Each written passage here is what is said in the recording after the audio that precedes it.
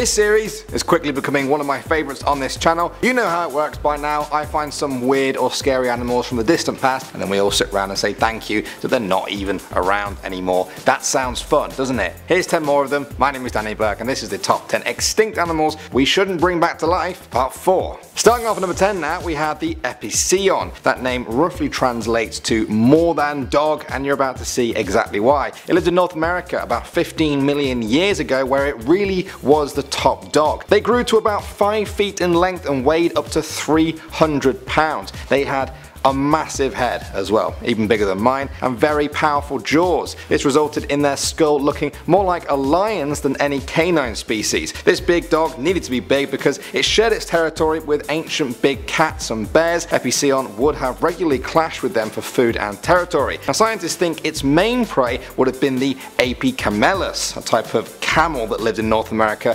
around that time. That's right, if you're from North America, there could have been giant dogs chasing camels on the exact same spot where you're now standing. There's a thought. Next up at number 9 now, we have the Pelagornis sandersi. You could also call this one the seagull from hell. They lived around 25 million years ago. Their wingspan is estimated to be between 20 and 24 feet. That is the largest wingspan on a flying bird ever discovered. That wingspan is about the size of an orca whale. It's also twice the wingspan of the modern day wandering albatross. Its proportions are so insane that scientists are actually surprised that it could even fly at all. It could have weighed up to 88 pounds, considered too heavy to fly. Right now the best theory is that it could fly because of its relatively small body and long wings, and also that it spent most of its time over the ocean. In fact, they thought it could only take off by hopping over the edge of a cliff. Coming at number 8 now, we have the Acrophysta. This is an extinct group of sperm whales that lived between 13 and 5 million years ago.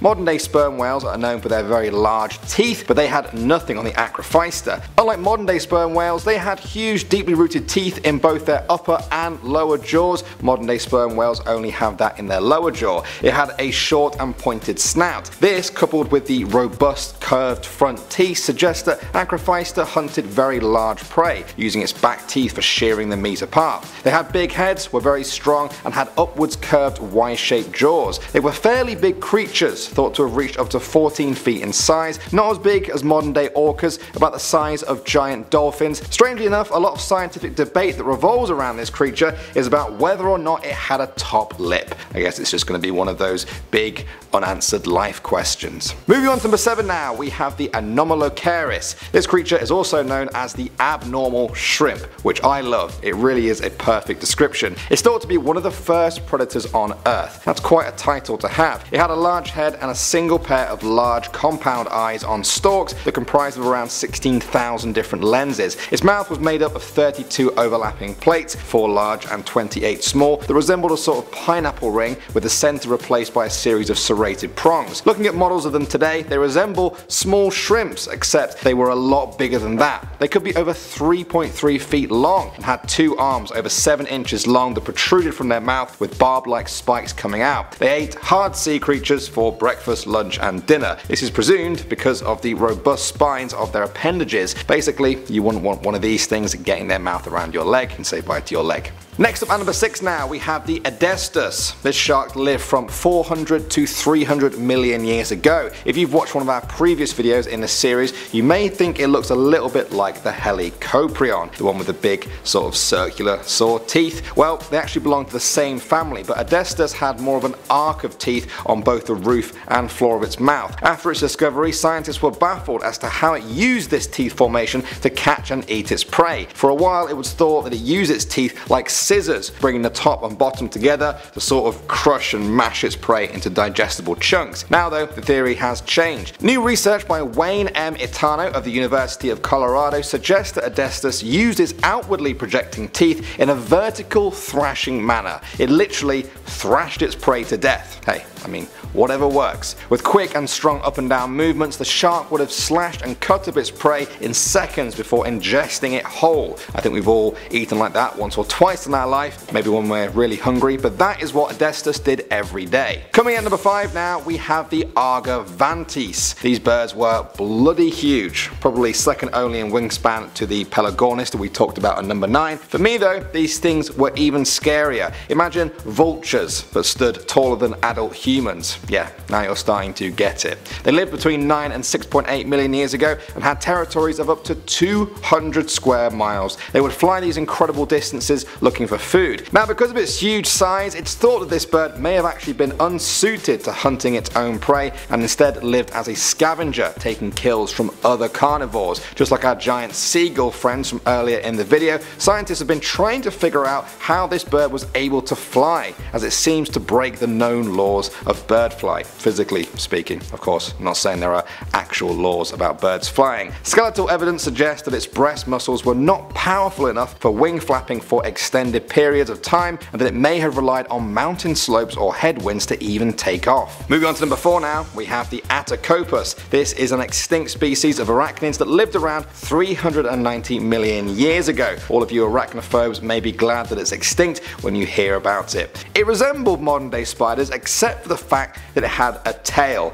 I mean, that's weird enough on a spider, but wait for it, the tail was basically a scorpion tail. That's right, if you've ever wondered how to make a big spider even scarier to some people, put a massive scorpion tail on the back of it. For a number of years after its discovery, scientists thought that Atacopus was the ancient ancestor of modern spiders. Then they rethought their position. There was an important difference between the two. Modern spiders produce silk to spin webs. Atacopus is thought to have also produced silk, but it used that silk to wrap eggs, lay drag lines, or construct burrow walls. It's this key difference that has now led scientists to believe that Atacopus is probably related to the ancestor of modern spiders, but is not actually a spider itself. Next up at number 3 now, we have the Purosaurus. I need to make an apology here at this point in the video. In a previous video, I described a creature known as the Sarcosuchus as the giant crocodile. I have since learned that there was more than one giant crocodile that used to exist. There were actually quite a few. The Purosaurus was one of them. It's the second largest giant crocodile to ever waddle the earth. It lived across South America about 8 million years ago. This monstrous beast had a very big, stout, robust head full of large shaped teeth that could snag prey and never let them go. The region it lived in is now made up of the Amazon rainforest, but back then it looked very different as it was actually part of a vast inland sea. That sea was full of giant crocodiles, whales, huge rodents and massive turtles. Despite the size of the prey and the competition there, Purosaurus was the top predator, and when you see the size of the reconstructions they've made, you can see just why. Moving on to number 2 now, we have Camarasaurus. This is thought to be the giant ancestor of the giant squid, so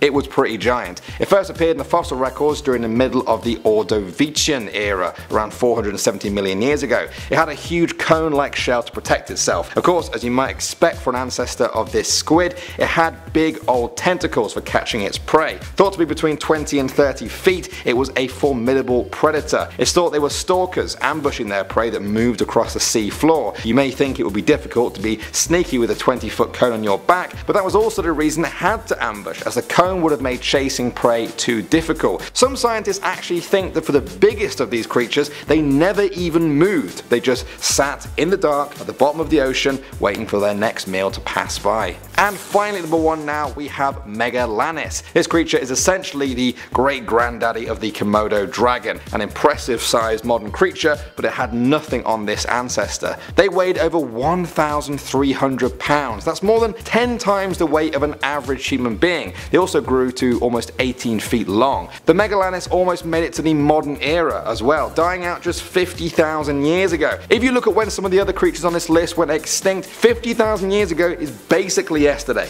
They lived and died out in Australia, which means the earliest Aboriginal people may have lived alongside them. With enough coordination, they may have been able to take them down, but it would have been risky. One bite from this creature would be enough to cripple even the most experienced early human hunter. When you hear about ancient creatures like this, it's no wonder that ancient cultures so often mention dragons existing. They kind of really did. Alright guys, like I say every video, those were some big scary old creatures, but there are plenty more big scary old creatures to talk about, so let me know if you would like a part 5 or if you want me to do another series for now. I hope you're having a nice day wherever you are. Thanks for watching as always. My name is Danny Burke and I'll see you all in the next video.